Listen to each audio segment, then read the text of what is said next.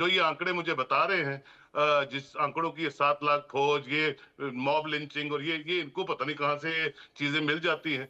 हम तो यहाँ रहते हैं, डॉक्टर अपना हमीद मुल्क साहब, जो एक सोहेल साहब, इस्लामिक स्टेट है। इसलिए इसलिए मैंने डॉक्टर हमीद साहब, सोहेल साहब की बातें सुन लीजिए। ये भी अल्पसंख्यक हैं, ये भी मुस्लिम हैं और जम्मू कश्मीर के रहने वाले हैं। आपने इतनी सारी तोहमत लगा दी कि मॉब लिंचिंग हो रही है, घरों में आग लगा दी गई है, सारे करोड़ों मुसलमान को तहस नहस कर दिया है। जवाब दे दीजिए। आपसे आपसे आपसे मुझे लगता है 10 करोड़ के करीब ज्यादा पॉपुलेशन हिंदुस्तान में है, 30 करोड़ के करीब मुसलमान हिंदुस्तान में रहते हैं, और जिस तरीकाकार से और जिस तरह की इलेक्शंस आपने यहाँ देखी हैं, वो मुमकिन नहीं है। जहां मॉब लिंचिंग होती है 70%, 75% लोग, वो भी जम्मू कश्मीर के मुसलमान, जो मुस्लिम मेजोरिटी स्टेट है, वो इलेक्शंस में पार्टिसिपेट करते हैं और अपना नुमाइंदा चुनते हैं। ये आप नरेशन जो है पिछले 77 साल से आपने बनाई हुई है, वो आप भी जानते हैं क्यों बनाई है, हम भी जानते हैं क्यों बनाई है। आप अपने घर को ठीक रखिए। बॉर्डर्स जो है, ये जो क्रॉस सीज फायर वायलेशंस हैं, बाकी चीजें ये चलती रहती हैं। ना तो हम अपने नेबर को बदल सकते हैं, ना आपकी नीयत को बदल सकते हैं, ये पूरी दुनिया जानती है। लेकिन आपने अभी ज्वाइंट स्टेटमेंट सुनी नहीं, ज्वाइंट डिक्लेरेशन पढ़ी नहीं, और आपने पहले कह दिया कि टॉक्स फेल हो गई हैं। तो जनाब आपके प्रधानमंत्री चले जाए वहां पे, वो मिलने ट्रंप साहब से बात करें, और उन्होंने पाकिस्तान के बारे में क्या कहा है पहले वो तो सुन लीजिए, अच्छी तरह उसकी स्टेटमेंट को रीड कीजिए।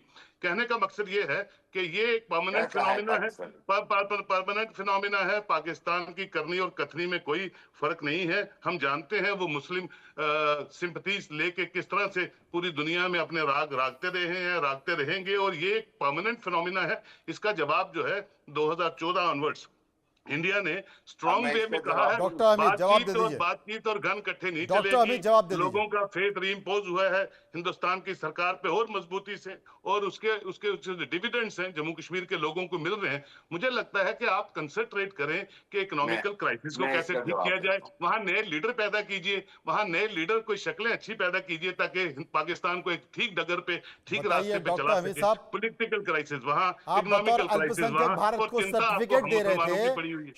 सोहेल कादमी साहब जो है हिंदुस्तान के अल्पसंख्यक, उन्होंने आपको सर्टिफिकेट दे दिया। जी जी जी, आप अब मैं आपको बताता हूँ। देखिए, यही तो बदकिस्मती है कि आप हमारा जो पूरा जो ओवरऑल, आप एक दो हमारे ही भाई होते हैं जिनको आप अपने अंदाज में बिठा लेते हैं और फिर उनसे सारी कविता सुना देते हैं। ये कविता में और ग्राउंड रियलिटी में फर्क है। बताइए, ग्राउंड रियलिटी और भी मर दिया आपने हमारे ऊपर। आप इनको इधर ले आइए, एक महीने 2 महीने का वीजा देके आप मेरे घर आइए, यहाँ रहिए 2-3 महीने, आपको बिल्कुल वीजा यहाँ से मैं भेजता हूँ, आप आइए और रहिए। मैं 4-5 बार आपके घर आके रह चुका हूँ। मैं 4-5 बार पाकिस्तान, गिलगित बल्तिस्तान, मीरपुर, हर जगह घूम आया हूँ, रह चुका हूँ। लेकिन आप आइए, आप मेरे पास आ सकते हैं रहने, मुझे नहीं आप आने देंगे। मैं आपको इनवाइट करता हूँ, आप आइए ना, आप आइए। आपकी सरकार डरती है ना, नहीं डरती है, आप आइए। अरे आप अप्लाई तो कीजिए, आवेदन तो दीजिए। अब जरा सुन लेना मेरी बात, अब सुन लेना। हाँ। आपकी सरकार तो दिल्ली के पत्रकारों को मुजफ्फराबाद उधर श्रीनगर नहीं आने दिया था। पूरी दुनिया ने देखा कि अभी जो जर्नलिस्ट है जो अमेरिका जाना चाह रहा था एक कॉन्फ्रेंस में, उसको आपने रोक लिया। उसके बाद एक और जर्नलिस्ट ऑर्गेनाइजेशन है, ह्यूमन राइट ऑर्गेनाइजेशन, आपने उसको श्रीनगर में नहीं आने दिया।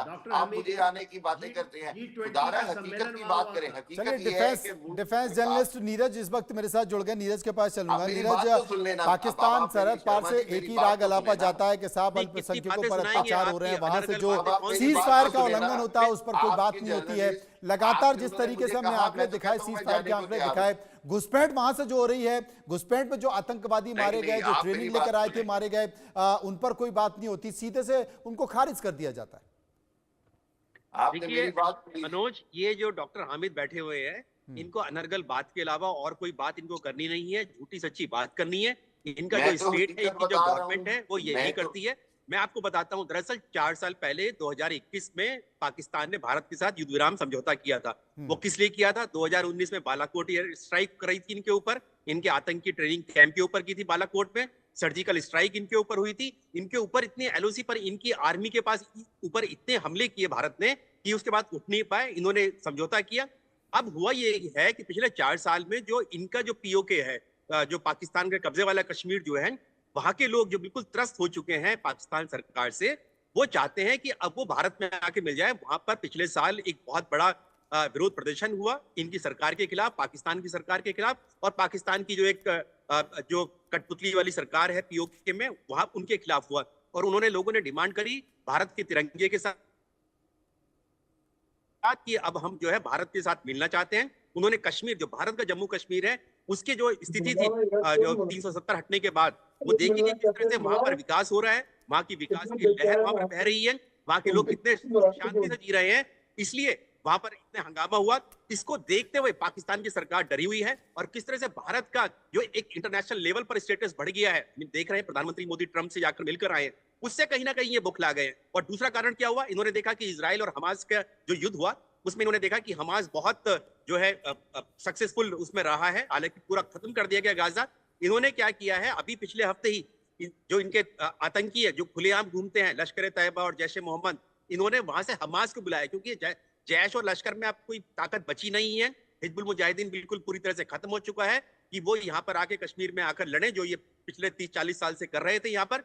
इन्होंने अब हमास को इन्वाइट किया है कि हमास के जो लड़ाके हैं वो यहाँ पर आए और कश्मीर में आकर जो है वो जो सुख शांति आ रही है पिछले 4-5 साल से, उसको खलल डाले, यहाँ की सरकार को परेशान करें। इसके लिए ही ये अभी जो हम देख रहे हैं, ये जो सीज फायर वायलेशन, ये दरअसल इसकी आड़ में उन्हीं आतंकियों को एक बार फिर से भेजने की कोशिश कर रहे हैं। लेकिन मनोज, आप ये ध्यान रखें और साथ ही इनको भी मैसेज पहुंचा दें, ये जो हामिद बैठे हुए हैं पाकिस्तान के पत्रकार, कि अगर इस बार आपने इस तरह की कोई कोशिश की तो बालाकोट और सर्जिकल स्ट्राइक से बड़ी जो स्ट्राइक आपके ऊपर होगी, जितने भी आपके आतंकियों के कैंप चल रहे हैं, पीओके में, एलओसी में चल रहे हैं, पूरी तरह से ध्वस्त हो जाएगी। और इस बार अब अमेरिका में ट्रंप की सरकार है और आप जानते ही हैं जो उन्होंने कल जो साझा स्टेटमेंट जारी किया है प्रधानमंत्री मोदी के साथ पाकिस्तान के खिलाफ और टेररिज्म, इस्लामिक टेररिज्म के खिलाफ, बहुत बड़ी कार्रवाई पाकिस्तान के खिलाफ हो सकती है। ये मानकर चलिए अगर आपने जरा भी हिमाकत करी एलओसी पर। बिल्कुल सही कहा और उसके संकेत भी साफ तौर पर निकल कर आ गए। जिस तरीके से बांग्लादेश का मुद्दा उठा और बांग्लादेश के मुद्दे में ट्रंप ने ये कह दिया कि भारत सक्षम है, भारत सक्षम है अपना खुद का निर्णय ले सकने के लिए। तो अब अभी तक इंतजार किया जा रहा था कि अमेरिका का डीप स्टेट क्या कहता है, अमेरिका के प्रेसिडेंट क्या कहते हैं, उनके प्रशासन का संकेत क्या आता है। अब वो संकेत आ चुका है और ये भी ट्रंप ने कह दिया कि जो कुछ हुआ वो जो बाइडेन प्रशासन ने किया और जो बाइडेन प्रशासन निकम्मा था। तो बात अब यहां तक आ गई तो भारत बहुत जल्द इस बात का कड़ा संकेत बांग्लादेश को देगा। के सिन्हा साहब मौजूद है, लेकिन जिसका जिक्र नीरज राजपूत कर रहे थे कि हमास को कहीं ना कहीं चारा डालने की कोशिश की जा रही है, संकेत तो निकल कर आ गए। टीटीपी से आप परेशान हो, बीएलए से आप परेशान हो, अब आपके पास कुछ दमखम बची नहीं है, जैश ए मोहम्मद, लश्कर तैयबा में कुछ दम है नहीं है, तो आप सोच रहे हो कि हमास आ जाए और आपके फटे में टांग अड़ा दे। तो लगता नहीं है कि उतनी हिम्मत हमास कर पाएगा, खासकर इस तरह के मामलों में। जिस तरह से ये उछल रहे थे, जब जो 3H है, जो हमास, हूती और हिजबुल्ला, और उसकी पूरी त्रासदी देख लिए, और खास करके सीरिया में देखिए जिस तरह से चीजें हुई, लबनान में जिस तरह हुई है, वहां पर तो रिजीम चेंज के अलावा पूरा का पूरा जियो स्ट्रैटेजिक शिफ्ट है वहां पर वो। और वही डोनाल्ड ट्रंप क्यों कह रहे हैं, जो कट्टर इस्लाम की बात करते हैं, रेडिकलाइज इस्लाम, उसके अंदर में उन्होंने बिगल फूंक दी है। और बिगल फूंकने में लिए वेस्ट एशिया में पहले फूंक चुका था। जिस तरह से हमास खत्म है, अब तो हमास को जगह छोड़नी पड़ेगी।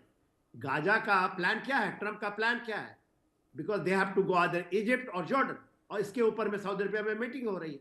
उसी तरह वो यहाँ भी मोदी साहब को एक दिया था कि आपकी जो प्रॉब्लम है चाइना के साथ हम करते हैं और पाकिस्तान को आप सेट कर लीजिए, पाकिस्तान को कर लीजिए। तो देखिए हमारा क्या है, अभी आप थोड़े दिन पहले सुने थे रक्षा मंत्री की जो पीओके है हम लेने के लिए तैयार हैं और हम सक्षम हैं और all everything we will go. और मैं फिर बताता हूँ, ये मौका दे रहे हैं क्योंकि एलओसी के ऊपर में आप करिएगा 740 किलोमीटर में, तो हमारा जो 34,000 किलोमीटर ज़्यादा किलोमीटर है, तो आपका पीओके तो आएगा ही। तो we are ready, militarily ready, whole globe is ready. दूसरा जो सी पैक है इसी रास्ते से गुजरता है, जिसमें आपका गिलगित बाल्टिस्तान का इलाका।